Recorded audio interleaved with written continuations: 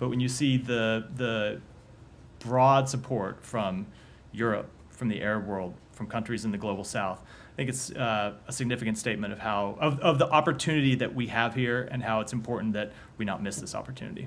Okay, sorry, which countries from the global South? I'll get you a list. We have other lists as well. Saudi Arabia is often considered global South country, signed on the. I know.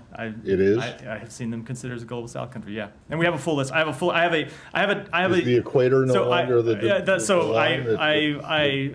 I share that. It is not. It is all right. Well, let's ask about a country. But I'll tell you, let me just say one thing. I have a long list of countries in South Africa. I have a long list of countries in Argentina. my. Let me just finish. I have a long list of countries in my back in my office. I can send you. Now, do you remember my video on Joe Biden's speech when he first presented what he called was the ceasefire proposal coming from the Israeli government, and how he had confessed to Israeli atrocities or war crimes against innocent Palestinians in Gaza?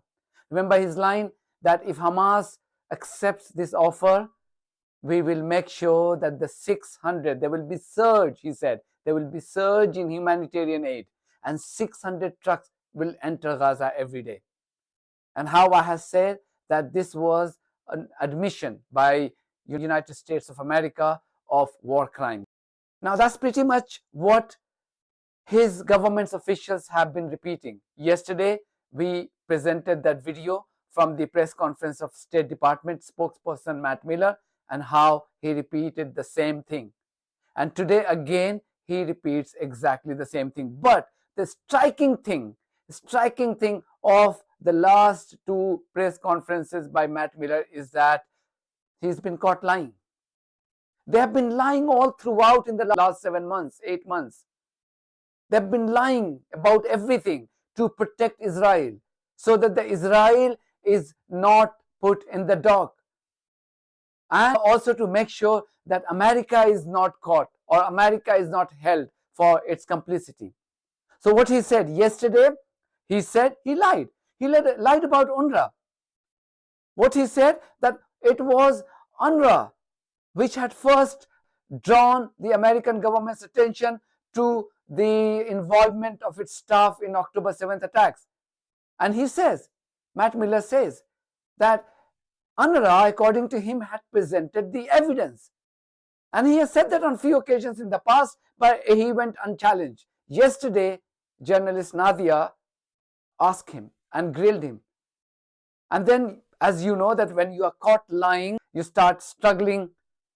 And that's exactly what happened with him. And finally, Saudis and Qataris has condemned an Israeli Knesset attempt, or a bill actually, to label UNRWA as a terrorist organization. Do you condemn this attempt by the Israeli Knesset to do that? So I was not aware of that vote. Obviously, we do not believe UNRWA is a terrorist organization. There were members of UNRWA who UNRWA provided evidence had participated in some way in the attacks of October 7th, but that is not but that is not actions by UNRWA, the body itself. So that's our general position, but I can't speak to the specific vote because I'm not familiar with the specifics. I want you to clarify this. UNRWA has provided evidence that some members were part So I should say they briefed us on evidence that they found. Yeah, at the beginning of this, I've gone through this a few times. At the beginning of this entire issue with regard to UNRWA, a lot of people think we took the action that we took to suspend UNRWA's funding because of something the Israeli government told us, and that's not the case. It was UNRWA that came to us and said they were aware of these allegations. They had looked into them, found evidence that certain members of UNRWA had participated in the attacks of October 7th, and so had suspended and fired for 13, 14, I don't remember the exact number now, and that's why we took the action we did. And today again, when he's talking about how so-called Israeli ceasefire proposal is receiving support from the Arab countries, from the European Union, according to him, and also from Global South. He just says it, from Global South. One journalist, he asked him and he said, can you name which Global South country that you're talking about? And he said, Saudi Arabia. I mean, according to him, Saudi Arabia is part of Global South. So he then justifies, some people say that Saudi Arabia is a part of Global South. And you keep saying that the Israelis have already, it was their idea, or it's their proposal, and they've already agreed to it. And yet, are you really convinced that that's the case? And are you convinced that the focus should be entirely on Hamas? So we are convinced it is the case that Israel is ready to implement this deal. As I said, it's their proposal put forward by the government, and they have maintained to us they are ready to implement it. Doesn't mean there aren't voices inside Israel, and voices even inside the Israeli government are opposed to it. But the government, speaking on behalf of the government, has said they support this proposal and are ready to stand behind that, and we take them at their word. The deal is in front of Hamas. It is to Hamas to accept or reject or come back and say they want to further negotiate the deal. But it is just the facts of it that Israel has agreed to this proposal and it now stands with Hamas. Right. And what has been, other than all these statements of support, what has been the impact that you've seen from Hamas? We haven't seen any response yet from Hamas. But we do think it is important that the international community, and I think quite importantly, countries in the Arab world have spoken out to call on this deal to be finalized and Hamas to accept it. It's important. I think the world, you never say the world is speaking with one voice because there's always a dissident country here or there.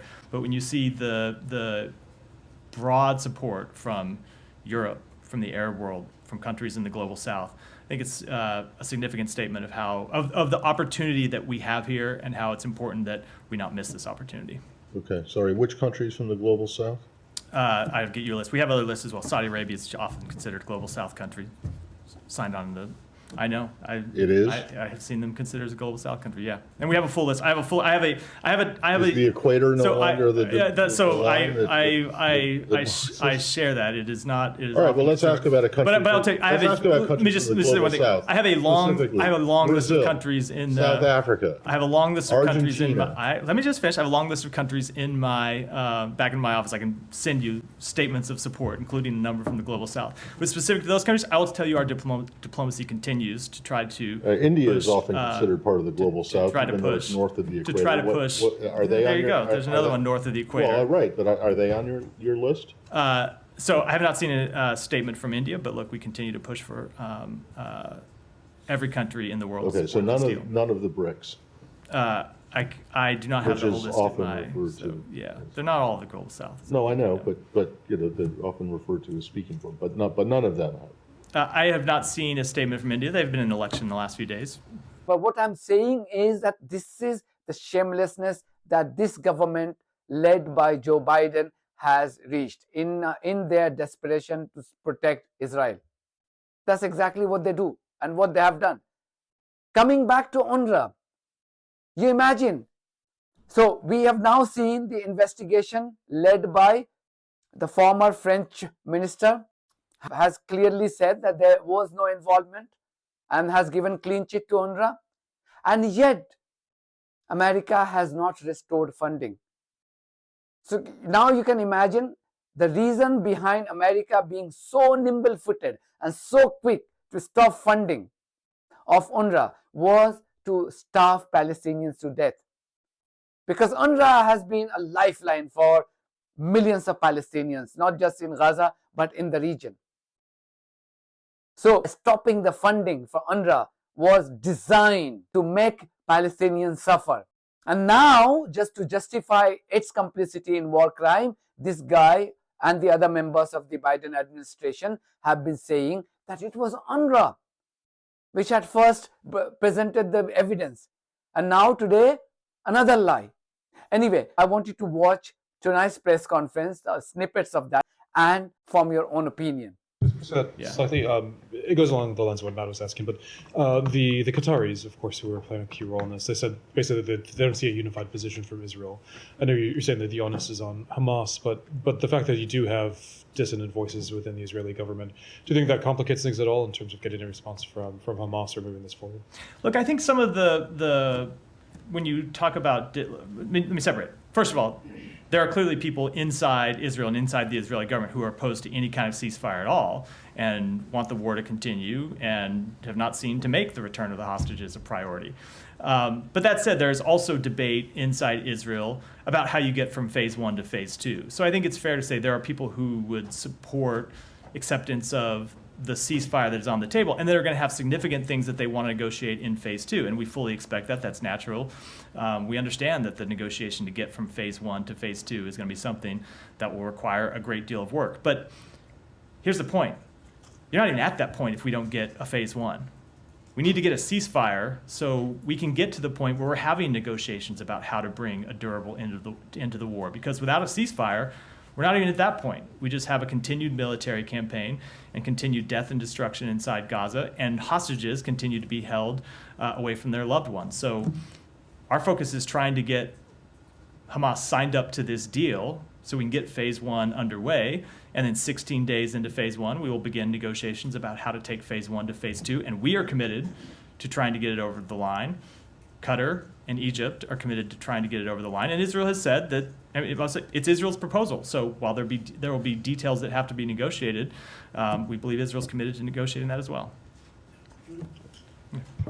Matt, U.S. House of Representatives is due to vote on this legislation that would sanction ICC after its prosecutor applied for arrest warrant for Netanyahu and others. The U.S. State Department supports this? So we have made clear that while we oppose the decision taken by the prosecutor of the ICC, we don't think it was appropriate, especially while there are ongoing investigations inside Israel looking at some of these very same questions. And we are willing to work with Congress on what a response might look like. We don't support sanctions.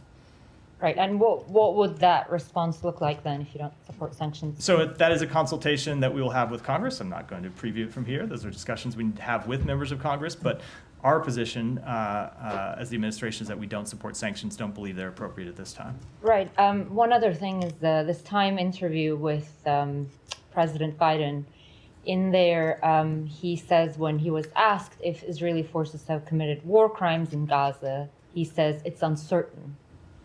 The fact that he did not say an outright no, don't you think that's something that the State Department should consider launching an atrocity determination on, given that you've also said in your NSM report that it is possible that there may have been violations? So we do have processes ongoing to look at whether there have been violations of international humanitarian law. Is atrocity determination one of them? I'm not going to speak to that in specific, but that's why the president says the answer to that question is uncertain, is because we don't know the answer.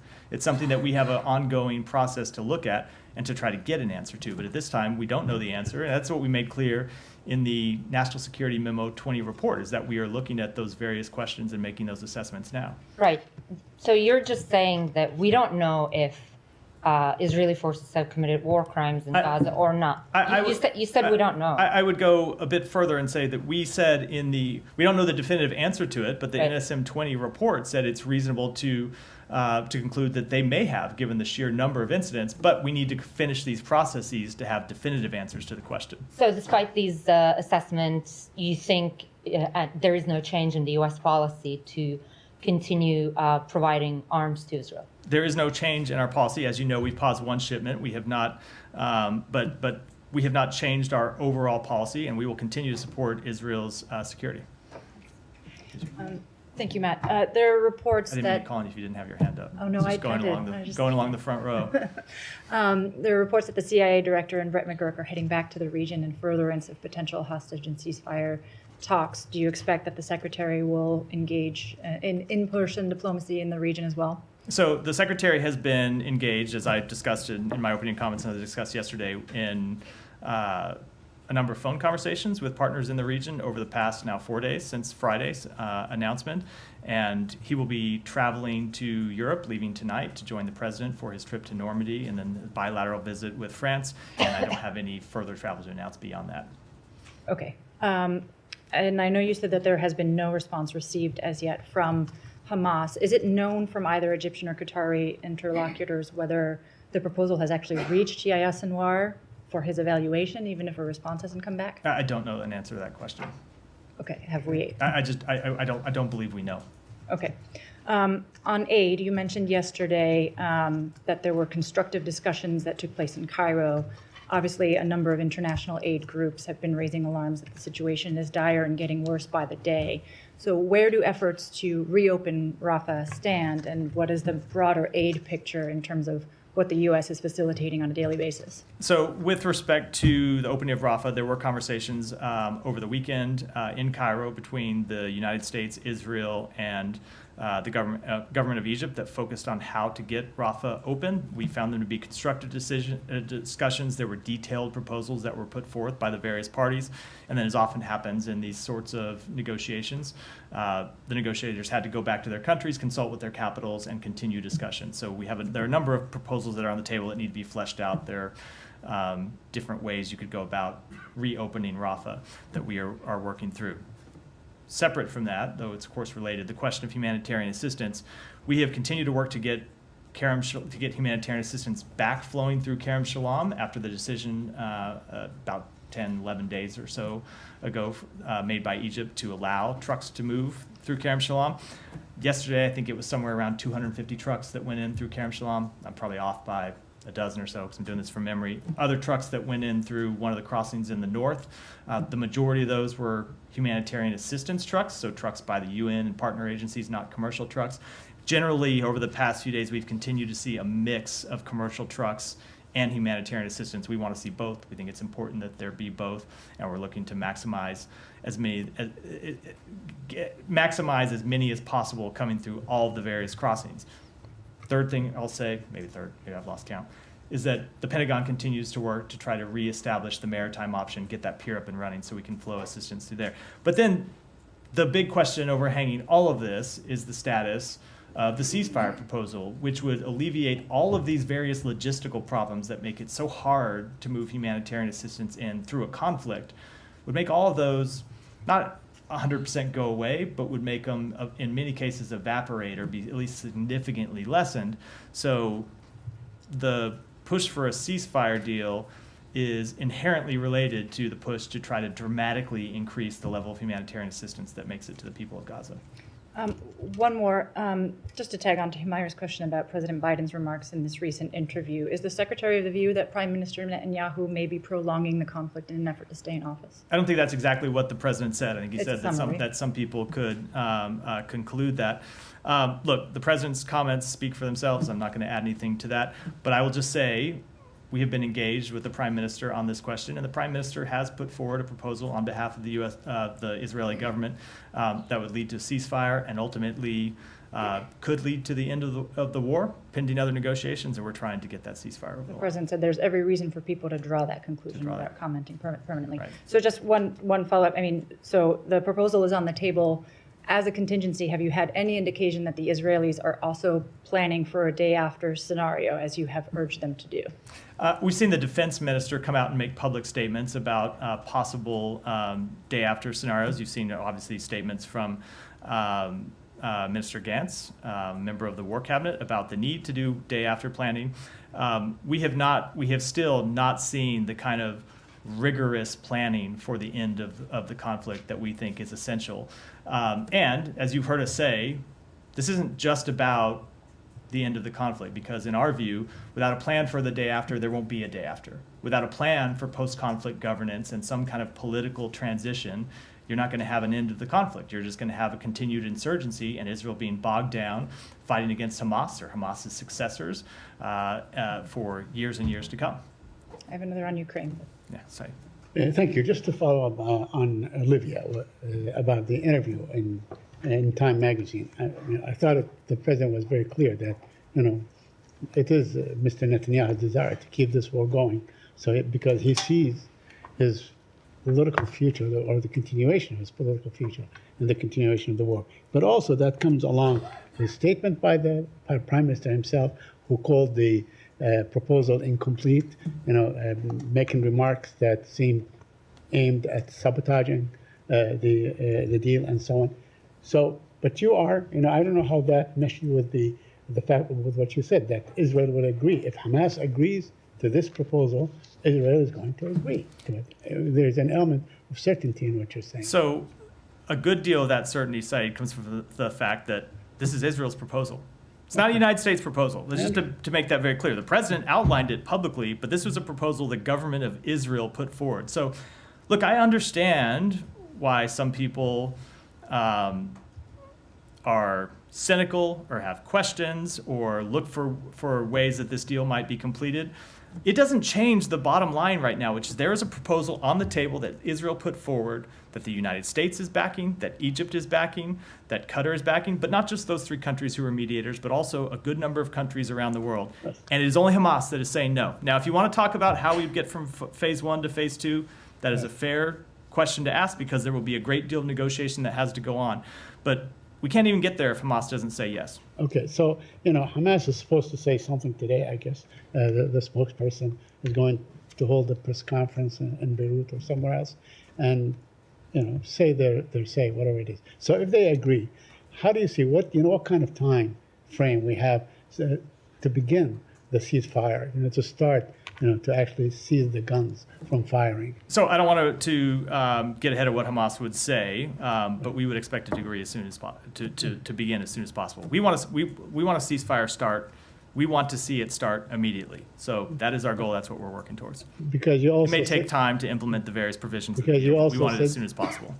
So you also said yesterday that this was very close or identical to the proposal that Hamas signed on to on May 6th and so on. And now, suppose this falls apart or doesn't come to be. How will that impact your plans for aid?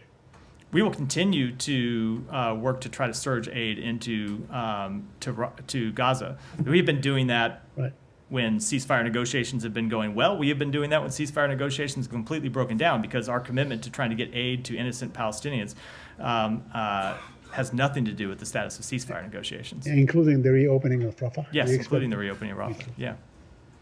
I promise I'll come to you. Any more on the region? Go ahead. Yeah, related to Israel, how do you view the escalation of fightings between Hezbollah and Israel? And do you expect a total war, especially that there are calls from the left and the right in Israel for a full-blown war against Hezbollah? The situation along the Israeli-Hezbollah border continues to be extremely dangerous. Escalation of that conflict is something that we have been worried about and working to contain since October 7th, when you didn't have to be a genius to figure out that this was a possible significant area of conflict and of expanded conflict. And so that has been our focus, trying to keep it from moving from shelling across the border and airstrikes across the border to a full-fledged conflagration. I will say it is our assessment that the acceptance of a ceasefire by Hamas in the beginning of a calm would help us reach calm in northern Israel and southern Lebanon, and would be the thing that would help us reach both temporary calm and potentially a long-term agreement to resolve the situation that would allow Israelis to return to their homes in northern Israel. There are tens of thousands of Israelis who have been forced to move from their homes because it's not safe to live there. They could return home. And a number of Lebanese who have been forced to flee their homes in southern Lebanon, who would be able to return home too. So it's something that we're pursuing, but it is really difficult to do as long as there is continued fighting in Gaza. So it's obviously not the sole reason or the main reason we're pursuing an end to the fighting in Gaza, but it is something that we think would be a significant byproduct of achieving a ceasefire there. And any comments on the Israeli calls for a full-blown war with Hezbollah? So we do not support a full war with Hezbollah. We don't want to see that happen. Now, that said, Israel has the right to defend itself from Hezbollah's attacks. Hezbollah is a terrorist organization that is committed to the destruction of Israel and has launched attacks against Israel for years. And so Israel has the right to defend itself and has the right to deal with that threat. You can understand why it is not a tenable situation for Israel to see tens of thousands of its citizens continue to be displaced from their homes, and why they would want to do something about it. But ultimately, we've heard Israeli leaders say the solution that they prefer is a diplomatic solution, and obviously that is the solution that we prefer too and that we're trying to pursue. And one more, if you don't mind. The Iran Supreme Leader has said in a speech yesterday that October 7th attack came at the right time, and the action thwarted the grand plan of the Middle East region. Do you have any comments on that? So it goes to something you've heard the Secretary say before, which is there are two paths for this region. One is a path to greater integration, greater peace, greater stability, greater commonality among the peoples of the region. And the other path is continued conflict and death and destruction and despair. And we obviously support the first path. But it's also quite clear that the biggest opponents to further integration in the region, further peace in the region, stability, are Iran, Hamas, Hezbollah, the other proxy groups that Iran funds. So when you look at the possibilities that lie in front of the region in the long term, if we can achieve a ceasefire, the possibility of greater integration that would bring peace to Israelis and peace to Palestinians and further stability in the region. It's why we believe the greatest rebuke to Hamas and its sponsor, and the greatest rebuke to those who support the attacks of October 7th would be not just this initial ceasefire, but long-term peace and stability that leaves Israel further integrated with its neighbors. Thank you. Shannon. Thanks. Just quickly circling back to Qatar and the statement from its foreign ministry questioning Israel's position. Are you fully confident that Qatar is putting as much pressure as it possibly can on Hamas to accept the deal, given that the U.S. and Qatar apparently are on different pages? We are not on different pages. And I will say that, yes, I am confident that we have had a number of conversations with the government of Qatar about this exact question, going back without giving away too much to the immediate days right after October 7th. And have always made clear that there can't be any more business as usual with Hamas for countries in the region. But at the same time, we have valued the role that Qatar has played in being a channel to Hamas, in being able to mediate this potential hostage deal, as well as the last pause, the 1 week pause that they were able to mediate that happened last November. And so we greatly value the role that Qatar has played, including on sending the appropriate level of messages to Hamas. Yeah.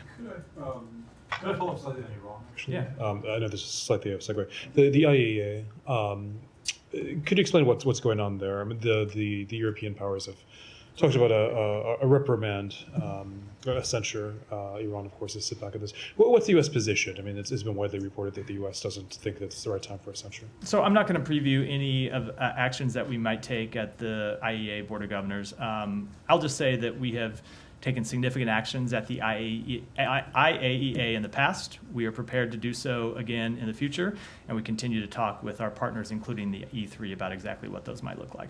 And a censure, do you think it's not productive at this time? Again, I'm going to keep those conversations private for now. They're conversations that are ongoing as part of the Board of Governors meetings. But as I've said, we've taken significant actions in the past and are prepared to do so in the future. I don't think he's asking you for the details of the actual conversations. He's asking you what the administration's position is. And correct? He is, and those are positions. As I said, it's an issue that we are anything to do with your conversations with anybody else. It does have something to do with our conversations with the private. The content and nature of a resolution, at potential resolution, is absolutely something that would be we'd be talking about with our partners. Right, but what's your position on a censure? Should there be a resolution? You will see the United States position when that resolution comes forward. But I think you should not expect us to be acting in any sort of disharmony with our E3 partners. We've prized our unity with them, and I expect that to continue. Thank you very much for watching this video. If you haven't subscribed to my channel, please do so, because that's one of the many ways you can support independent journalism. God bless you all.